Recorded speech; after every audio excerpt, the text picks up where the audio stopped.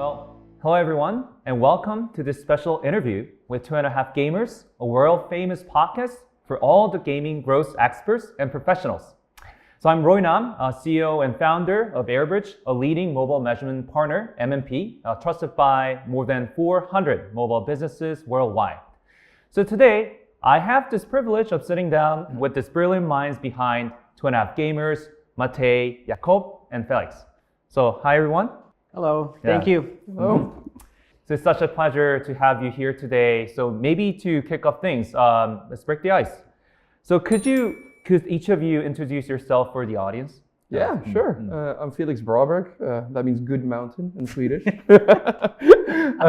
I do ad monetization. I'm an ad monetization consultant. I've been in industry for about 8 years. I've worked in ad networks, DSPs, always on the supply side. And now I help large companies with their ad revenue. That's great. Name's Jacob. I do product game design. Played too many games, I guess, so now I'm doing it for over 10 years in the industry. Same working as a consultant with like 7 to 8 studios on different genres, different games, and speaking to these two guys every week, maybe 2 times a week. Regular, it's maybe too much.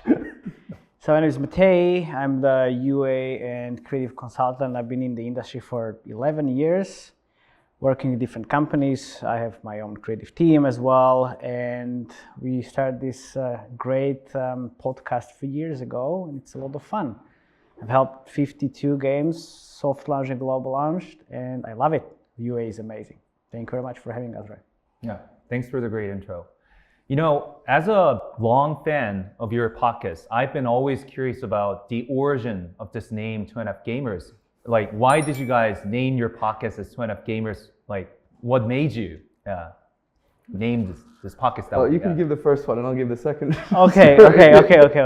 So there are two stories. When you saw us standing next to each other, I mean, you can clearly see the 2.5 gamers. So he's the good mountain is really tall, and obviously I'm the short mountain in this scenario. So the 2.5, yeah, exactly. So the 2.5, I'm the half in this context. And then there's the other way. Felix, maybe you can tell. I'm the half gamer because I don't game that much. I have a console and they don't have consoles. So they're all both PC gamers. So yeah, I game less. So I'm the half gamer. Yeah, so we usually play games for the reviews. He plays usually the most. Then I play, and then he's like, have you played? Maybe. So he's like, yeah, we play. He doesn't. Yeah, we play a lot. Makes sense. So when did you start this podcast? Yeah, we just discussed it. It was actually 3 years ago in January 2022. It was first week of Jan. I think the first episode went live on the 14th of January. Yeah, it's been a hell of a ride. Yeah, we actually had even a previous podcast only for the Slovak community in Slovakia, trying to help the local community, like get on like the mobile gaming track and everything.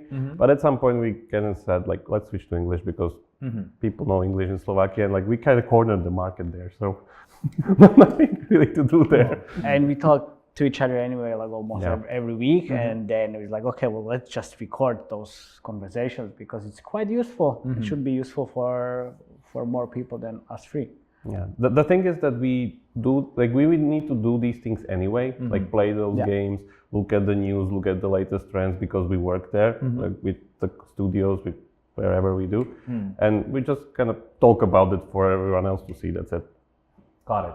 I mean, as one of the, one in a community, I've been always been inspired by your all kinds of these creative ideas and inspirations from your channel, and then definitely want to extend the, gratitude and appreciation to we appreciate that. what you're doing. Yeah. Well, today, what we're trying to discuss is that we're diving deep into what it takes to build successful games and expand them globally. So many of the questions I prepared today are based on discussions from your podcast and newsletters, which I find incredibly insightful. So, mobile games, particularly hyper-casual and hybrid-casual games, have become significant export products, meaning that they export their games globally. So we're seeing developers from countries like France, the UK, Cyprus, Vietnam, China, Korea, and Turkey, and other countries creating games for global audiences. So maybe as a first question, I want to ask you, like, how do you see this trend evolving? Do you think we're still on an upward trajectory, or have we already hit the peak? I can probably start there. So the interesting thing is we actually took a look at the amount of apps in the App Store and how it's progressed throughout the time since the launch of the App Stores. And the amount of apps on the Apple App Store actually doubled from 2022 to 2023. So there's definitely some sort of upwards trend. There are headwinds. User acquisition is harder. You'll have to ask Matti about that. Tell me about it. But there definitely seems to be an upwards trend in the amount of developers interested in building games, particularly from, like we said, China, Vietnam seems to have the biggest growth in recent time. And we always joke that China's coming because China is coming. But mobile gaming is dead. What are you talking about? Yeah. The thing with the developers specifically is actually, I think, good to put into context of Corona, where during Corona, when we see this kind of giant uplift that like lifted everyone, pretty much every single genre, but it especially lifted hyper casual. And a lot of developers got into the industry through hyper casual, which now is being consolidated into hybrid casual, and not everyone else is able to make the switch. So I think that's a really important context to kind of see there, we're in the headwind, that hybrid casual as it is getting more and more and more sophisticated, but hyper casual as it was still lives within the industry, not as like a strong kind of genre on the charts, but its mechanics and its tricks and principles are spreading around the industry more and more, as we see in Forex, like we see in all these fake creatives, hyper casual inspired creatives, mini games, onboardings, all over the CPI. So that I would say is like the important part here regarding the onboarding trend. Yeah, but we were talking about your visit in Vietnam and like how companies from Vietnam have quite a lot of still millions of downloads basically each month. And they're still earning a lot of money. So it's still pretty much going upwards. That makes sense. Just to recap, so we all agree that there was an explosion of these apps during the COVID times because we cannot meet each other offline, and then people wanted to meet with these brands and the games wanted to meet with the customers. So there was certainly an explosion and increased diversity among that time.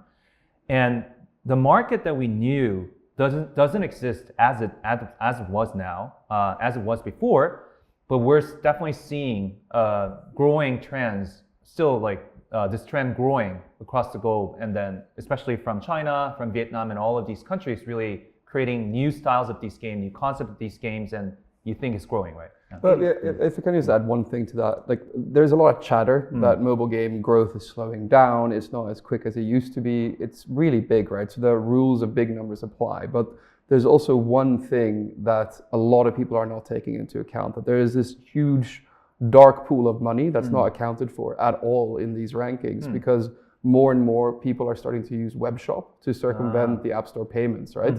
And I worked with some people that have had 50% of payments going through web shops, right? And some of these large games that use web shops, they're going to have significant amount of money that's not accounted for. So I still think mobile games is growing double digits. That makes sense. So despite all of these headwinds, you still believe that the market is growing, and then because now it's just of these traditional app stores that exist in the market, you also bring up this topic of the web shop, which is kind of becoming another source of the revenue for many of these gaming companies. Got it. Also, before we move on with the conversation, I just want to add, after our China visit, we were quite amazed how far ahead China is and all the developers there. Because if we take an example with Lucky Defense, launched here and then launched basically globally, half of the industry in the US or in Europe didn't even know it exists until we actually talked about it on the podcast.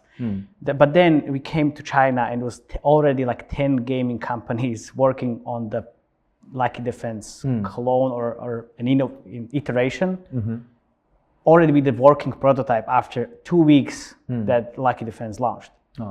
It's insane.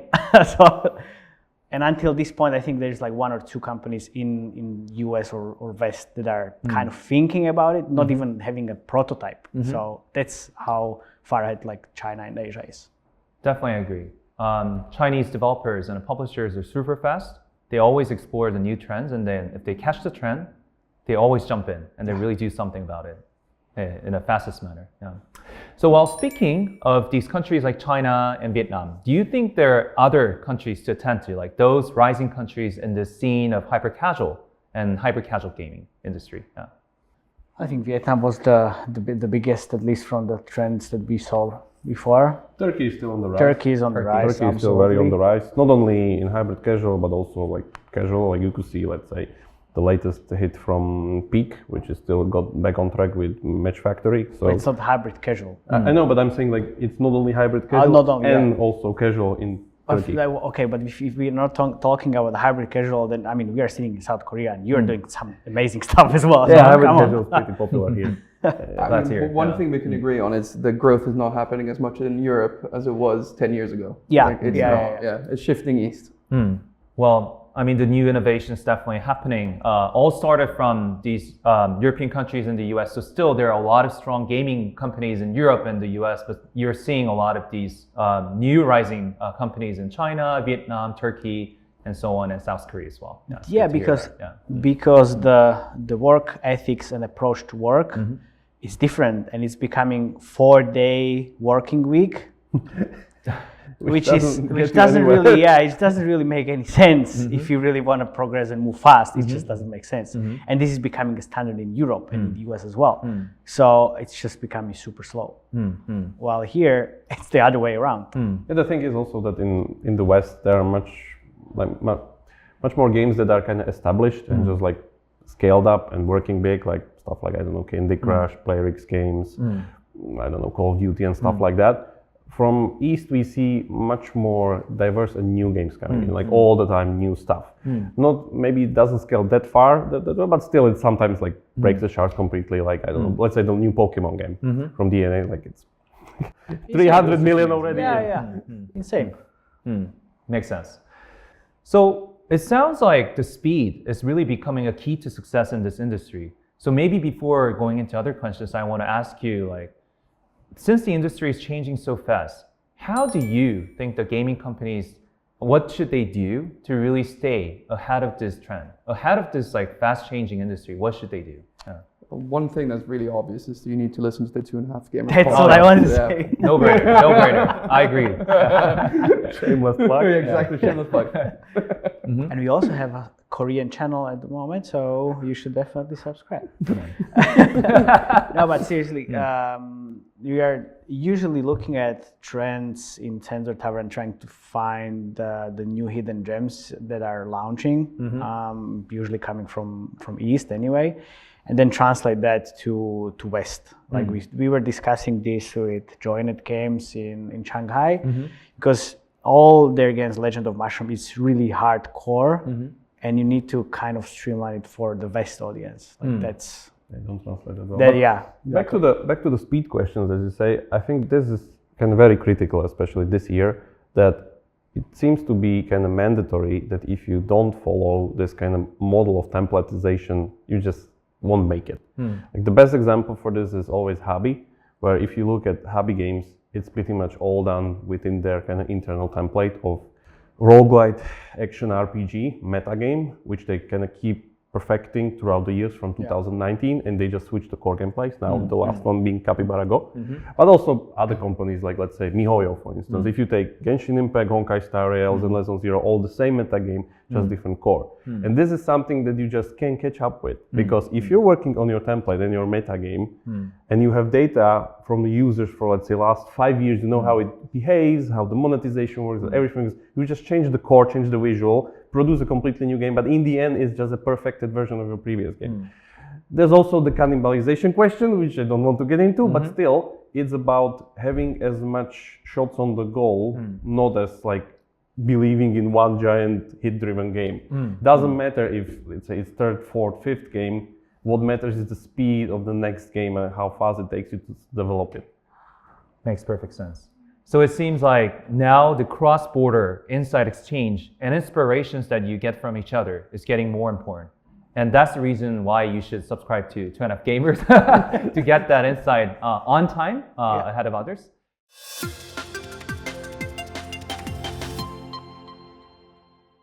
So maybe we can just go into some of these questions about growth itself. So what are the things that any company would need for a successful launch of their game and its growth? So I know this question is quite broad, but I wanted to open up the conversation by asking you guys this, as you must have your own framework for the launch and the growth of these games globally. Yeah. I do, but I think it starts with the game, right? With the game. Yeah, it starts with the game, and it's very cliche answer, but you need to have a good game, right? I mean, okay game. Let's say decent numbers to be able to grow, and then in terms of the actual framework, well, it's soft launch is super important. Obviously, the data pipeline, you need to have a good data tracking and everything. It starts there. Retention at a certain level, and then it all goes back to the CPI versus LTV equation. I mean, it's nothing else. If that doesn't work, then you can't grow. Let me maybe shift it a little bit. Having a good game is not enough. Having a great game is still not enough in these days.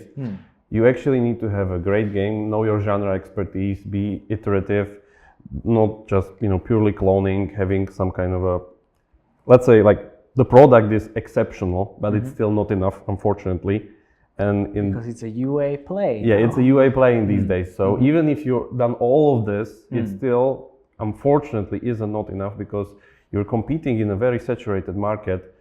Performance marketing is pretty much everything. So if you don't have some kind of a, Mate is saying UA play, but in the end it's a UA trick pretty much, which means that, let's say, this fake onboarding, fake creatives funnel, or a very strong IP, which is drawing users from all around the world because it's lowering CPI, or some kind of a additional UA trick, basically, like cross promotion, cross platform, whatever, doesn't matter. But if you don't have this kind of a plan for your user distribution, you just won't make it in the current market.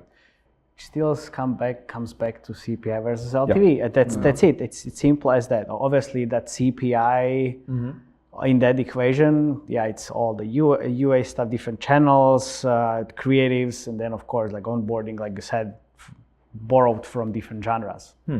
That makes a very big difference. Well, I think that's a great point. So the great game is something that you also you have to have as a start, but that isn't just enough. It's just a start. You need a great UA strategy, as well as all these data pipeline, retention strategies, and a soft launch. All of these things combined with a great product, a great game, can make you successful. But the thing is, what success is, you need to define that. If you don't have a great game, you can still run a profitable business. It's just not going to be scalable that much. For some companies, having millions a month, it's just not enough. For some companies, small teams, that's amazing. So that's like, you need to put that into perspective as well. I think usually people will consider it as like, is the game able to cover our burn rate and something on top? Like, that could be already successful for, let's say, smaller teams. But yeah, for some companies, let's say if we look at like the top of the top, let's say Supercell, they just kill all the games that don't met their benchmark because it's just giant opportunity cost for them. So why they should be sitting in their portfolio? Which would be already a profitable business for a lot of other companies, but for Supercell doesn't make sense. So the thing is, for some companies, if you make millions a day, that's just not enough. For example, if you have a big company, it's different. You can make a lot of money on a daily basis, and it's not enough for them. But for small teams, that can work quite well, and they can be profitable. So that's a different thing. That makes perfect sense. I think you also made a great point. So great games, great UA, great success. But still, with good enough quality games, with great UA, still you can make yourself into a profitable gaming company. Yeah, and if you have a small team, it can make such a big difference. If you make a few hundred thousands per day, well, for Supercell, they would just kill the game, and it wouldn't be enough for them. That's great.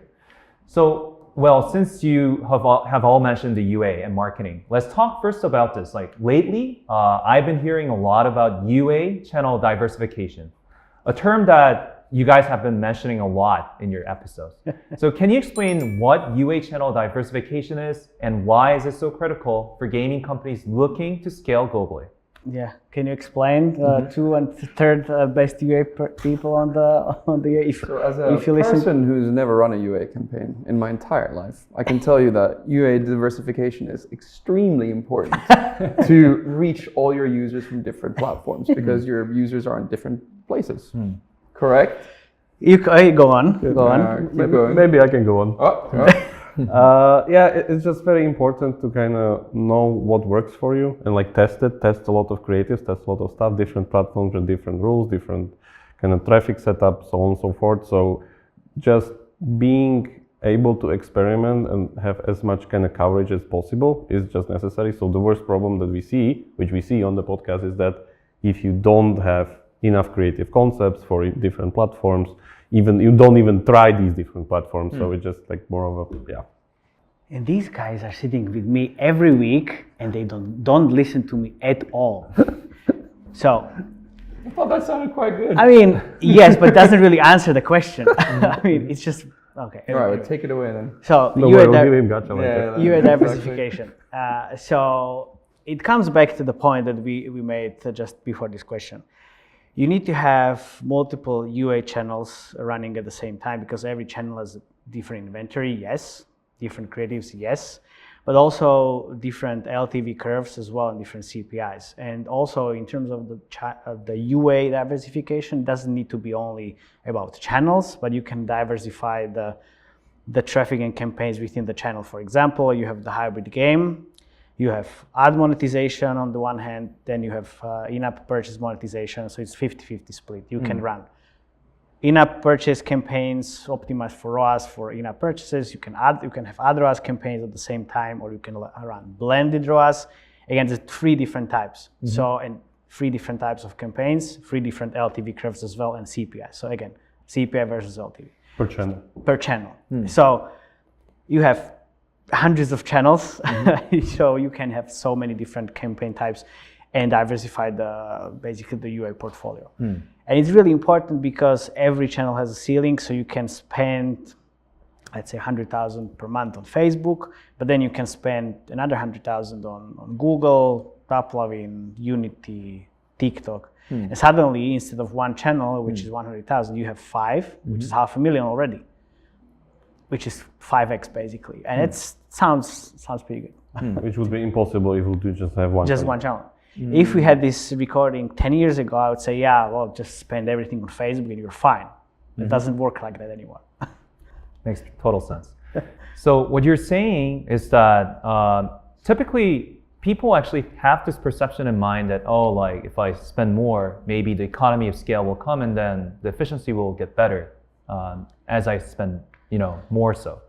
But in reality, what you're saying is a lot of these channels, they have their own advantages and they have their own weaknesses, and maybe some of them can easily max out. And that is one of the reasons why you have to diversify the channels. Yeah, absolutely. And also, if you increase the budget, it doesn't really mean that you will get more installs. You increase the budget, then the CPI goes up as well. So basically, you are getting less for more money on one channel, whereas you can just spend the same, like the incremental budget on the other channels, and then you can get actually more users. I know this is kind of a silly question, but I really have to ask, like, how many channels do you think is kind of the, roughly ideal if we actually reach that level of UA diversification? I mean, I usually run at least 4 at the same time. I think that's the base, which is uploading Facebook, Google, and TikTok. And then you branch out from there. You got a Unity, Iron Source, kind of, and then you have rewarded UA channels now, which you need to run in bulk. So it goes from 4 to basically 10, 15. I ran a survey on my subscribers, and the average was anything between like 8 to 12. 8 to 12. And the budget was, like anything from 100,000 per month to a few millions. I see. That's really a great practical tip. Like, thanks for sharing that. So you actually not only just mentioned about the channels, but you also mentioned that you have to diversify the campaign types and the strategies of the UA. Can you explain further on that topic, please? Yeah, of course. So I mentioned the hybrid kind of types of campaigns, because in these times, you have the mobile app install campaign optimization, which was default on different channels. It doesn't really work anymore. So you need to go to app event optimized campaigns and then purchase and then value, because that's where the quality of the players is. And that is different from channel to channel. So you have uploving, which is blended ROAS, you have uploving in-app purchase ROAS campaigns, but then you have value optimization, which is getting kind of like the whales into your games on Facebook, Google, which is called TROAS, and the same thing on TikTok. So you have endless possibilities, basically. Got it. Yeah. So diversify in terms of channel and in terms of like campaign optimization goals and all of the other pillars as much as you can to reach the efficiency. The example. So for value optimized campaigns on Facebook, let's say you have the CPIs of $50 for match-free game, but also the LTV is quite high, but you optimize for 2 years payback period. If you run a mobile app install optimization, maybe the CPI is $5, but the LTV doesn't really exist because the quality is really low. So you need to mix and match different optimization types and diversify the user profiles. So that's also if you target purchase optimization, it's again $30 maybe, but the revenue is coming maybe in 2.5 years. Makes sense. So lower CPI doesn't necessarily mean that it's good, because it always comes along with this ROAS and the LTV. Yeah. So like low CPI, low ROAS doesn't mean anything. Like high CPI, even higher ROAS, better. So that's the reason why you have to mix things and balance things out. Yeah, exactly. It's quite scary to see these types of CPIs, obviously, but then that's the reality these days. Makes sense. I think it's not getting any easier. Well, then you must have to be very brave to embrace all these changes and really just look into data closely to make agile changes to your strategies.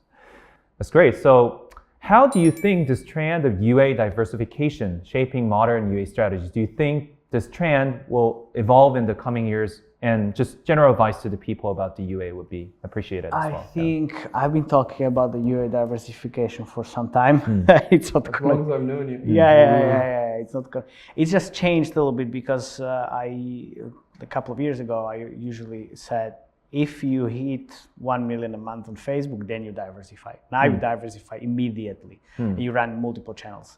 So I think what's coming next as this UA diversification for different UA channels is the rewarded UA channels. And then you need to kind of run multiple of those at the same time because they're also not scalable. So now it's just more about like combining. The top 3 ones right now? I have no idea. We never really right now, I would say like Misplay, GameLight, AdJoe is doing quite well, and what else? Al Media is there as well in the mix. So it's like it's growing like crazy. I mean, it's like a few years ago it's Misplay, now it's like 20 of them, or maybe 25. Yeah. So yeah, coming back to the question and the actual like the tip there. So yeah, you just need to start multiple channels from scratch, like from the day one, basically, which wasn't the case a few years ago. Okay, so it's a great suggestion and recommendation. Like these reward based ad platforms are also picking up some speed nowadays in the market. Oh yeah, it's great. So since we talked about the UA, I want to also tap the monetization as well. So I think hybrid monetization is definitely the hot potato. It's the key to success of these hybrid casual games.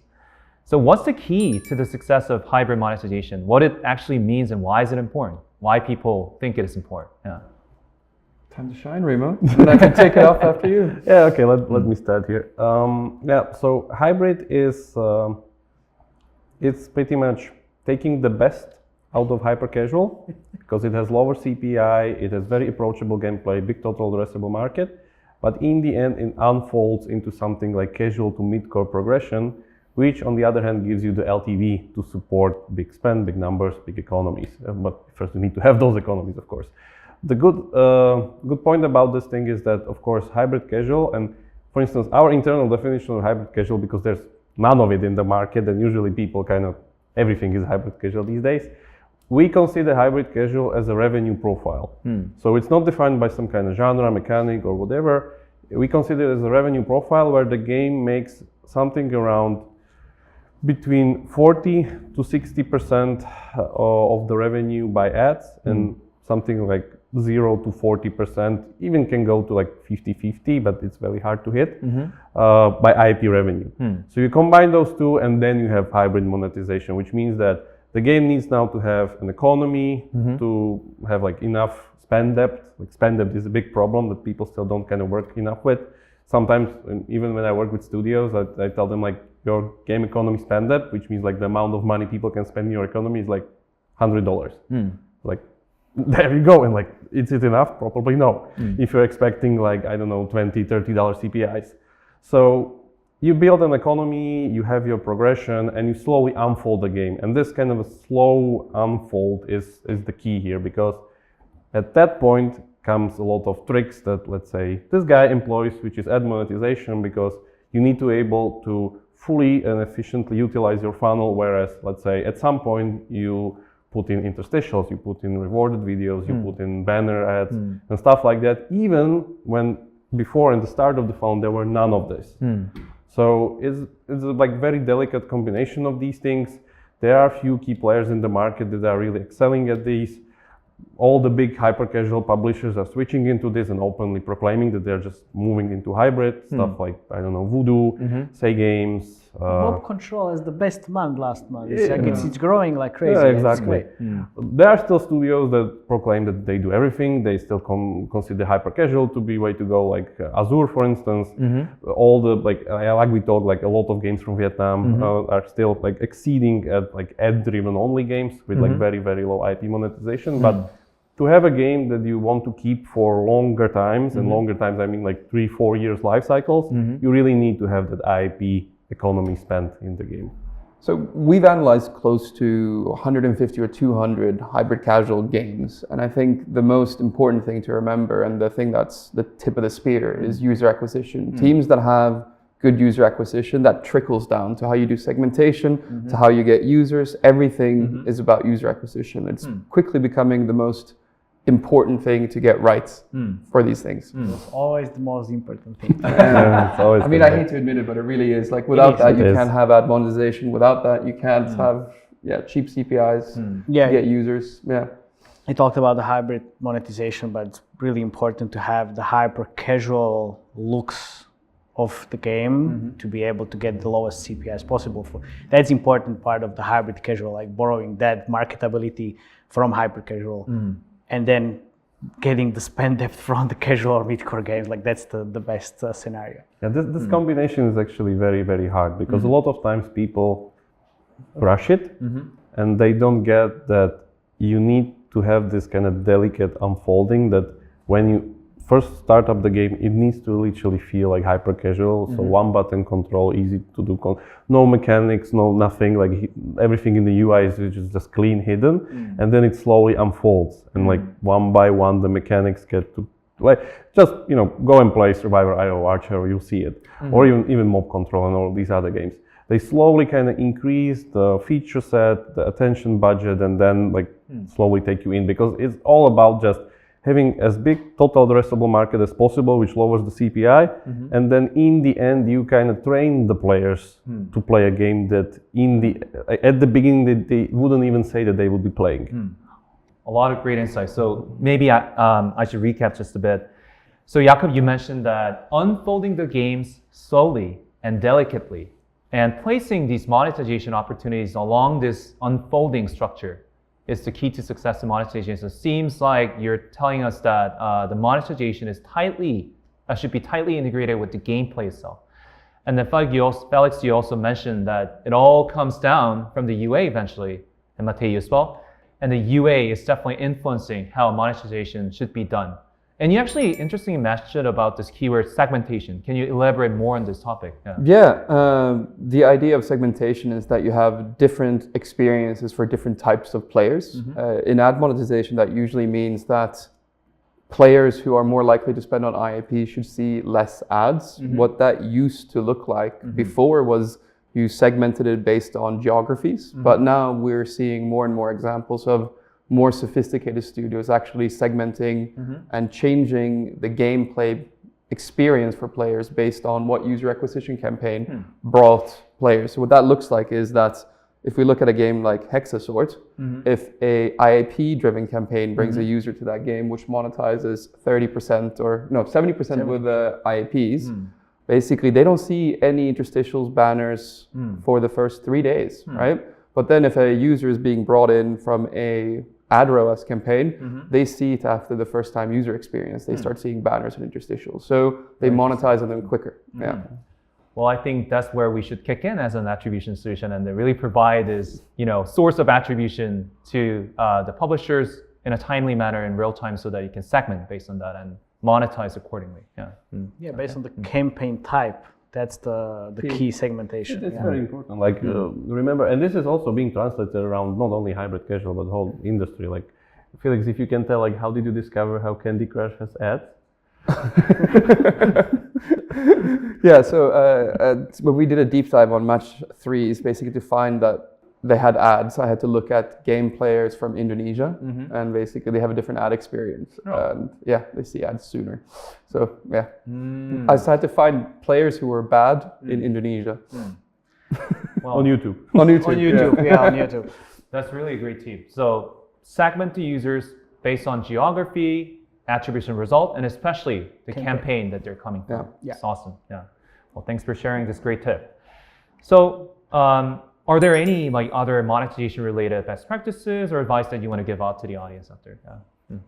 You should be able to spend in the game. Able to spend, have a robust economy. Like definitely, that's like my number one tip in a way that doesn't matter what the game is, just have robust economy, which means you can have enough it's not about having many currencies, just having enough things and content that people can go through. Like you can always simulate this and play around just in your head on an Excel sheet and just compare it yourself. That's there. And then the other thing is back to segmentation. Please have offer segmentation. Like don't really throw away all your monetization into the drain by, let's say, giving high value offer to low spenders, which will be actually, they will be repelled by it and don't want to buy it. And I remember this one occasion where I remember Raid Shadow Legends was running this very big offer, and they ran globally, which is the worst that you can do, unfortunately, where to the whole player base, and all the lower spenders were just complaining all over the place, and the community was very, very in big uproar. Whereas if you would just segment this, and only the big spenders would see the offer, and the low spenders would see their own kind of custom tailored offer, they would prevent it as all, and nobody would be talking about anything. That's great. That's really great summary there. Thanks for all these components robust gameplay and segmented offer, and also great UA and spending as well. Yeah.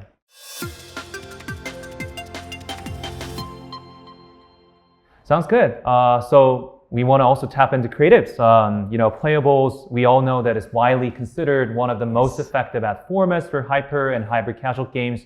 However, we also understand that playables are not easy to develop. It's HTML5 based, and a lot of developers hate being involved in creating these creatives. So how can we really do well with these playables? I mean, it's actually not that hard to build a playable. It takes a little bit longer, but as soon as you have, again, template, then it's easier. Also, I built a playable tool which transforms videos to playables. It's not like HTML5 hard-coded, but makes life way easier, because you need playables. It's playablemmaker.com.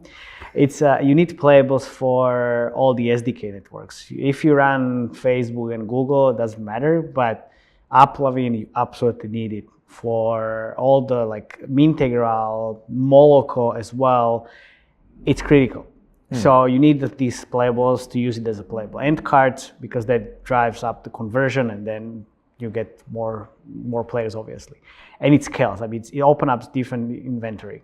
So yeah, it's just, I know it's painful to build, but you need one programmer, basically. You need one program, that's it. Okay. It's not that big of an issue, right? Well, I think it seems like if someone needs to build some playable creators, they can talk with you. And obviously, yes. But honestly, you're already building games, right? So you just take the first part of the game. Let's say it's part of the tutorial, and start there. It should be that's pretty easy. I mean, everything is easy because I'm a UA manager. So I don't I don't program those. So I mean, it sounds easy on paper. But yeah, like it's just take these first bits of the game and then just translate it to playable. You need one person. I see. So another thing to ask you is, Matej, is you've highlighted in some of your episodes and in your newsletter that TikTok creative challenges and AI generated generated content, UGC, are game changers nowadays in terms of their effectiveness. Well, could you share some of these examples and insights into how gaming companies can leverage these new opportunities? So for TikTok, the TikTok Creative Challenge program, I think like that's the only way how to use creatives on TikTok, especially because you just create a brief, just share it with TikTok creators, and then you are getting basically creatives for free. I mean, you just need to spend on TikTok. You can't use them outside of TikTok, but you can use AI to rebuild them, because basically you're giving the brief. You need to be a little bit more specific. You need to say things like just show your face in the video, talk with your voice, don't use AI voice and subtitles and all of this. And then you will get pretty quality outputs from the creators. And that definitely scales on TikTok. But outside of TikTok, you need to actually use the AI people just to recreate the best performing TikTok Creative Challenge videos. And the TikTok creators are using your assets, so you just kind of, I mean, it sounds pretty bad, but you just replace the person, the real person with AI. There you go. But AI, I mean, the AI UGC stuff that I use, and I'm using it for almost 2 years, it evolved so much. I'm going to show it in during the event later today. It evolves so much, and you can't even tell it's an AI person. You can't even tell. It's like it's not only now just the talking head. It's actually people in motion in different situations, and it's performing even better than real people. That's our favorite game, by the way, on the podcast. When Matej is showing the UA part, we always guess like if this person is real or not. Yeah, is he real? Is he real or not? Like, yeah, you can't tell. The thing is, like, it's so easy to make nowadays. I use different tools. For example, I use Pooled AI, and you actually just export one video with 10 different AI people in like 5 minutes. And this year, the whole kind of creative trends and play is gonna be about the velocity of creatives, basically, like how many creatives you can actually produce, because that's how the algorithms work these days, especially on Facebook and TikTok. You need to just refresh the creatives often, like every 2 or 3 days. And if you don't use AI tools, it's impossible. You can't make so many creatives. You would need to have like hundreds of people in your creative team to be able to kind of keep up the pace. Which Chinese companies? I mean, yeah, of course. Like if you're Century Games, you have 100 people for this whiteout survival. It's a different thing. But most companies don't have hundreds of people in the creative team. Not easy. Yeah. So that's why you need to leverage tools. And like these days, I can make creatives. I can make creatives, and I'm the UA manager, and like that's the key. So yeah, I hope I answered the question. Actually. I mean, it's such a great insight that these AI tools are really innovating the way that you generate these creatives. The velocity has been much faster nowadays. And this is exactly the same as what you've been mentioning in the pockets, like that the creative quantity will win over quality, and that the marketing is becoming like the volume play. So what do you mean by this, and how can companies strike the right balance between quantity and quality and really utilize these solutions well? So it's the sweet spot is you have your own creative team building the, let's say, quality creatives. I mean, doesn't really sound right, but okay, but still, like, they build the concepts, different unique concepts, and then on the side you play around with the AI tools, and that's kind of balancing the volume play. So you kind of add your own creatives from the team, just refresh them into add them to the campaigns, and then you play around with the AI tools, Kling AI, Sora is doing, Sora is not that great example, but Kling AI is good, Runway ML is good. And you just need a static image, and then suddenly in a few attempts you have 10-second video. That's great. And you can run that as an UA creative, and these days, that's what matters, and that's what performs. Got it. I think the important fact here that's like your team building the creatives usually means your team iterating on the creatives of your competition. Kind of yes, but kind of yes. Kind of yes.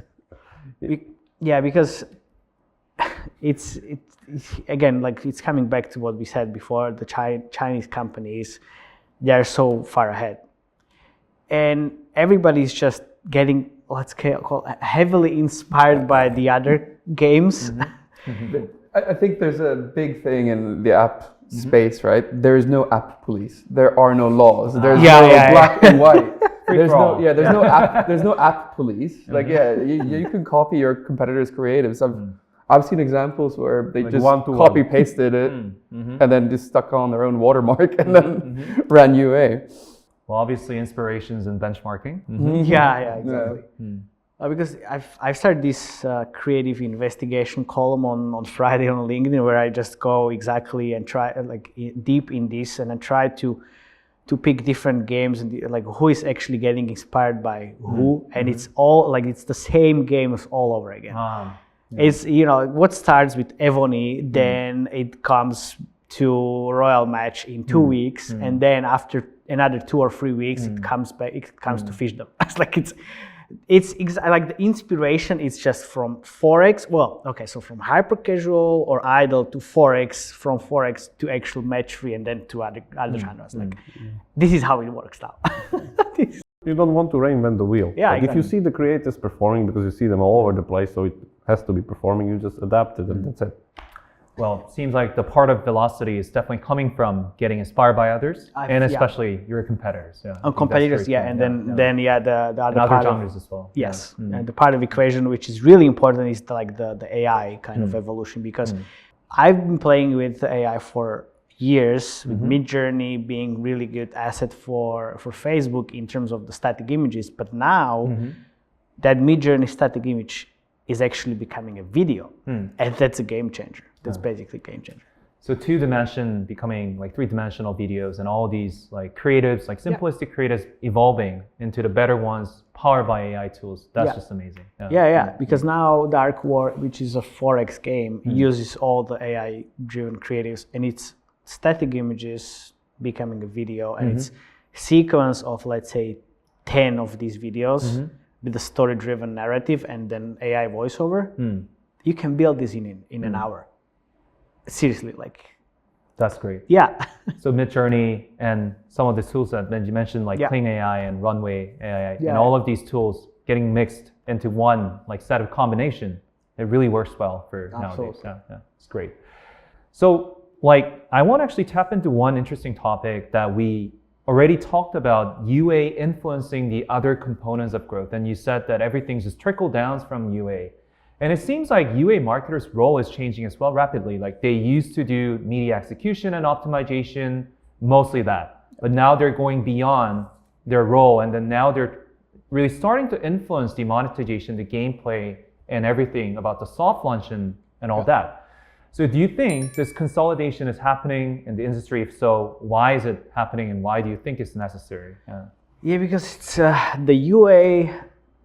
I mean, if we are hearing the UA is dead for 10 years, basically. Performance. It's kind of, the thing is, it's kind of evolving, and you need to wear multiple hats, obviously, and sit on multiple chairs. And this is the part of the reason. So you need to be able to run the marketability tests, be able to be a part of the product team for soft launching, and kind of explain different KPIs and CPIs and the numbers to the team, so they can change the onboarding, for example.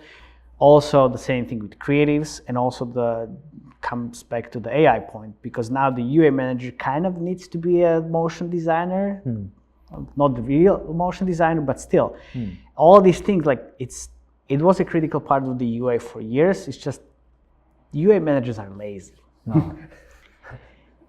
I mean, yes. And I'm pretty sure I'm going to piss off a lot of people, but here we are. Usually, there are targets and KPIs UA managers need to hit. And it's usually one number, which is day 7 ROAS or day 30 ROAS or whatever ROAS it is.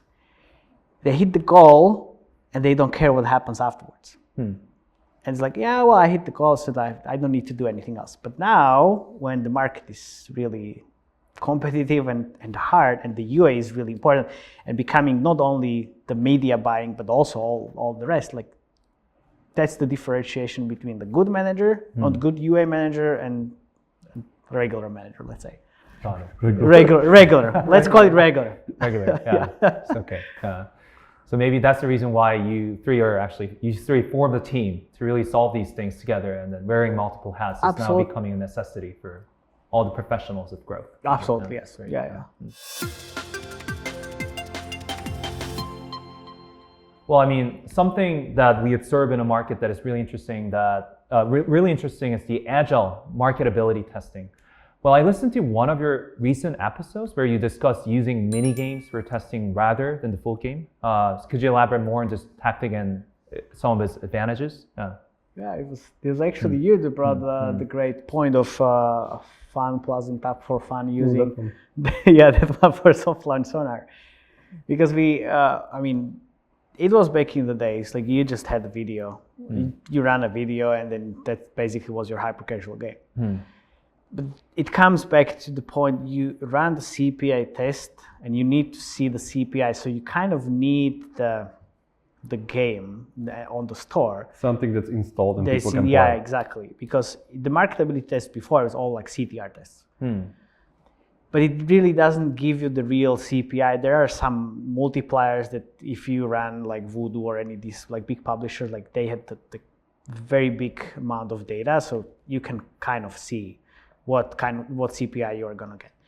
But you need to really have the APK on the store, be able to install the game. So now we see companies from China again having different onboardings, as you said, like the mini games for the same game, for the same Forex game, and they're just testing different onboardings, just different mini games, to see how the CPI for these different mini games and onboardings kind of evolve. That's pretty much because they have the end of the funnel already. They know it will be a Forex game, which they perfected, mastered, and everything. But they only care about lowering the CPI. And as Matej said, just running basic CPI tests is not enough. So what they do, they just, take the first, 60, 70 minutes of a game, cut it, and like version A, B, C, D, same game in the end, and just run it. Oh. Yeah. That's really interesting. Yeah, that's what we literally see on FunPlus portfolio, for instance. Makes sense. So CPI, although is an important metric, but because like you too much be obsessed with the CPI, actually you could have missed the other components that you can care for. Yeah, okay, makes sense. Well, I mean, we're heading towards the end of this interview, and then maybe amongst the last of the few questions I want to ask you, Matej, that about this, predictive LTV. So recently, we're hearing a lot from these gaming companies that the payback period has been much longer than before. And that is exactly the reason why they can't wait for another like 14 to 28 days to see the actual ROAS. Rather, they choose to just come up with their own pLTV models and just do it, like predict it early on to make faster decisions. So do you think that this pLTV, getting important is kind of a trendy thing? And is it important? Or what are your recommendations on how you can build this great pLTV model? Why is it hard? Yeah. It's really important. Obviously, it's again back to the day 7 ROAS point and goals. You need to have the numbers on a daily basis, and ideally for the cohorts, like in the first 3 days. If you are waiting 7 days to make a decision, like that's already too late. So the pLTV comes really handy in these situations. If you have the pLTV on day 1, day 2, day 3, you can make decisions faster. Because people and companies are not now, but different genres obviously target different payback periods. From what I see, and the pLTV is really common, is for the games that are optimizing for 1 year, 2 years payback periods. So it's really important, but it's really hard to build. Most companies fail at that. Also, what most companies don't do is that they build the pLTV model and that's it. They don't refresh. They don't look at the historical data. It's like, and then it's a mess. I've been in the situation where I started working with one company, and I found out, like, guys, like, the predictions and the realities doesn't really check out. Like, what do you mean? Like, yeah, well, look at this. It should be 150% ROAS, but it's like 90. In reality, like, oh, wait a second. So they went back, checked the data, and then had to restructure the company. Makes sense. Yeah. Because it's like it wasn't just recalculated, or it was really inflated, basically. Makes sense. So build and forget isn't something that you recommend. You should definitely calibrate the model continuously with the actual historical Of course, data. like every 3 months, just recalculate the model. I mean, Build and forget and then be surprised. Yeah. oh yeah, oh wait. Yeah. And you have already seen these companies just building one and just forgetting about it. Or Yeah, just, it's like, oh, we have blindly the pLTV, and that's it. Like, come on. Surprise Great Pikachu advice. face. Yeah. Okay. Well, since like many of the audience today listening to this interview are coming from China, South Korea, and Vietnam, and some APAC countries, like I want to actually ask you just one special question: that what do you see as the biggest like pitfalls and mistakes these APAC-based companies could make when they go global? What advice would you give to these companies when they want to go global more effectively and without falling into this pitfall? Yeah. I think it comes back to the creative approach, because on different conferences like years ago, it's like, if you go to Asia, you need to have very different creative approach, and it goes the same way. Like, it's the same, just the other way around. You need to go and have different creatives for, let's say, Western audience, because what works here doesn't really necessarily work in the US or Europe. And I've been working with different companies in Asia, and also work with All Complete on the Legend of Slime, and we had very different creatives. And when we were discussing this with the team, like, those creatives are really westernized, and I was like, okay, it was quite surprising for me, but then it makes all the sense. So that's the biggest thing you need to do. Just maybe actually work with someone from West. I mean, not necessarily me, but. But no, like seriously, I need to stop with this. But you definitely need someone that has the experience for the different Western creative expertise, basically. Definitely. I can say basically that not recommending going like to the global recommendation, but the Western recommendation. Like, I think this is the biggest friction there. Like APAC companies going to the West, Europe and US, is that feature sets are just much more robust in Asia, and I mean like 3 times more robust, because people in Asia are just much more feature hungry. They are okay with like very heavy feature games with like lot of systems, lot of progressions, lot of stuff, especially even from the beginning.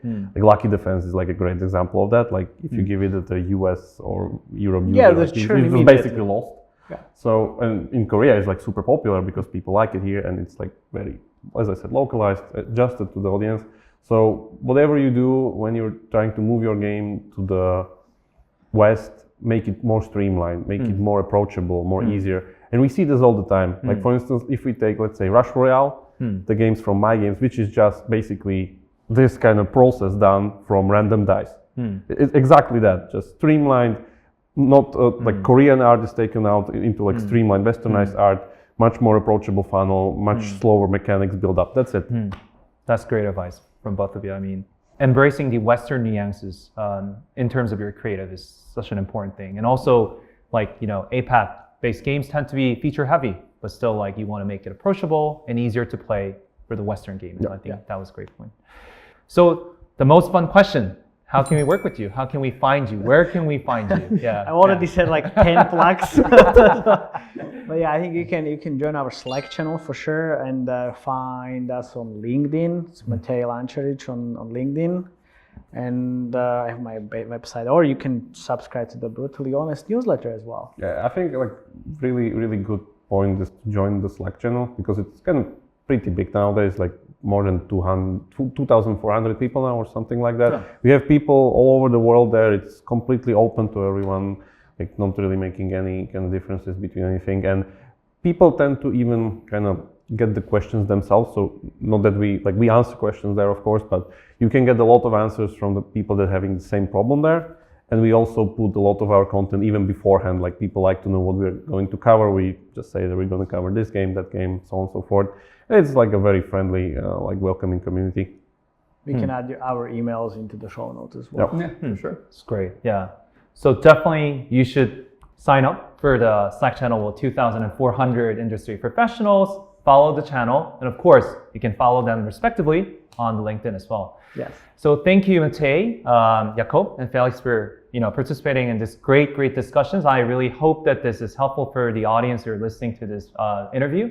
And also, this is powered by Airbridge MMP, your fellow friend when you want to measure things correctly. So we're here with you, airbridge.io.